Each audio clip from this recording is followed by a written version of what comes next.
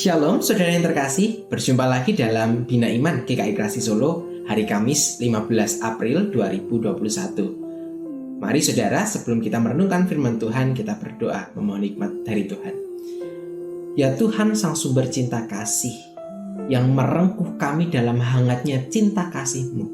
Terima kasih untuk Sang Mentari Pagi yang boleh membawa kami semakin dikuatkan bahwa rahmat dan berkat-Mu selalu ada dan selalu baru di setiap pagi.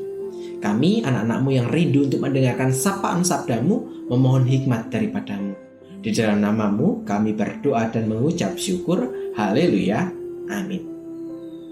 Saudara yang terkasih, seringkali kita berdoa. Namun apakah doa yang kita lantunkan ini tadi datang dari ketulusan hati, atau justru doa yang kita lantunkan sudah tidak memiliki rasa lagi, atau istilahnya doa yang kosong, hanya sebagai rutinitas saja kita melakukan doa. Belum lagi kalau doa-doa yang kita lantunkan hanya berisi permintaan saja. Dan ketika doa itu tidak dijawab, kita menjadi semakin kesal dan memilih untuk tidak lagi berdoa. Inilah dinamika dari kehidupan orang-orang, kehidupan manusia yang selalu dibumbui oleh beragam problema. Banyak kisah mengenai doa yang mungkin saudara sendiri juga memiliki pengalaman terkait dengan doa.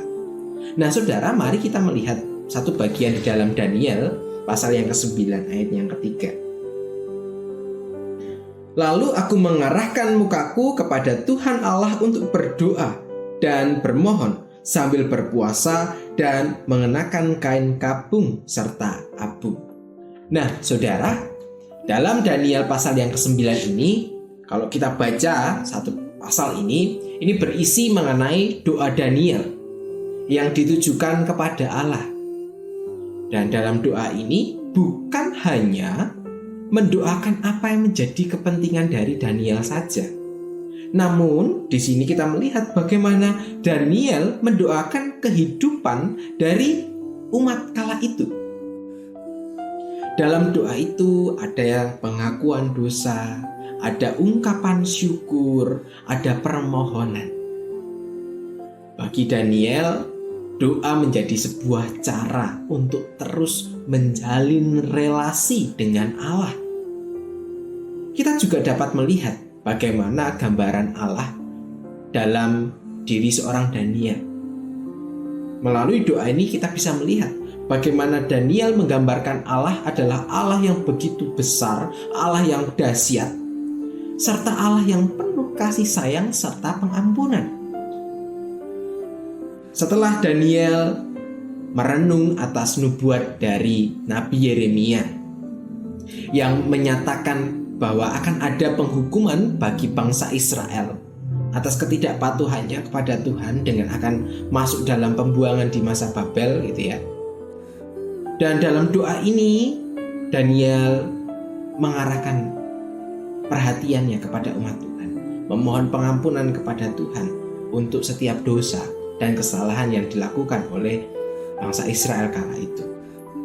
Dalam doa ini kita bisa melihat juga bahwa Daniel juga memberikan rasa kepedulian, perhatian kepada umat Tuhan kala itu. Ia juga tidak lupa berelasi dengan Allah, makanya dengan doa ini, relasi dengan Allah, ia tidak lupa juga mengikut sertakan sesamanya ke dalam doa-doa yang ia lantunkan. Ia membawa sesamanya, membawa umat Tuhan ke dalam relasinya dengan Tuhan.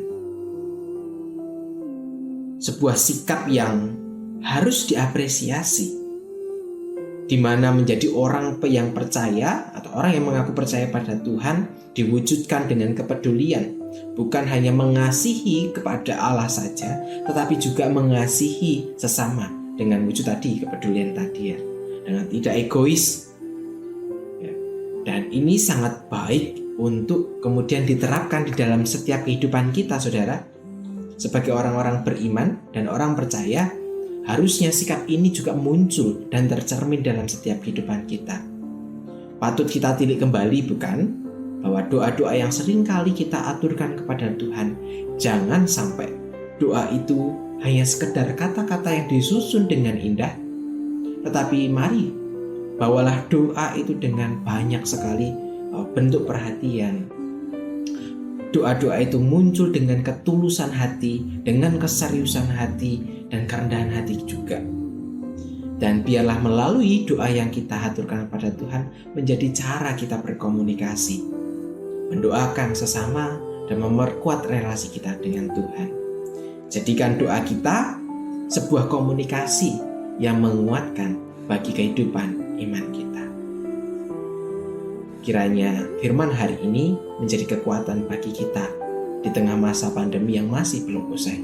Doa menjadi bentuk kepedulian kita kepada sesama kita, menjadi bentuk perhatian kita pada orang-orang yang terbuang, orang-orang yang tersisihkan.